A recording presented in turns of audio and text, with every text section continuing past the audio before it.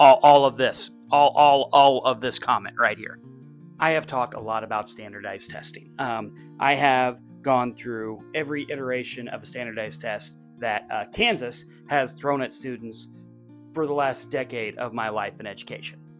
And all those tests have varying degrees on how well they are and how well they do what they say that they do.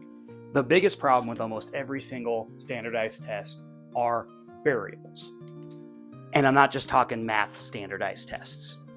Standardized tests do not take into account the different variables that exist in students' lives.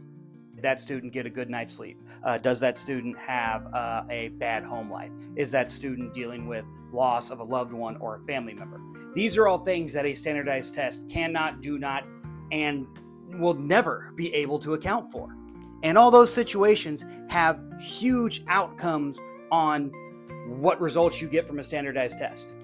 You can be a student that's really high in math, that does really well in class, that's able to work those problems easily. And you can do it in your head, you can do it on a piece of paper, you can do it with a calculator. You're great at math. You have high scores in your math test. When you go take a state standardized test and it has nothing but word problems that requires a higher amount of reading comprehension that you might not be good at, that's going to affect your score because you might not understand what the question is asking because you have a lower reading comprehension score. Standardized tests don't take into account for those things. And again, standardized tests do have their place in education. I'm not saying we should get rid of them all. What I'm saying is they are not the end-all be-all in education. If your only goal in education is to make sure that someone gets a higher score on a standardized test, we're not doing good in education. We're failing our kids in education if that's the one and only goal.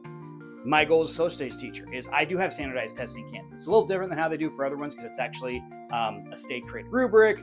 They're allowed to do projects and other things on there to make something that demonstrates their knowledge of history. If my only goal was to make sure that all my kids got 3s and 4s on that, I'm not doing a very good job as an educator. But if I want to make good citizens who are able to read, understand, and comprehend things that are put in front of them and understand the historical context, then I'm doing my job. And that's what I try to focus on.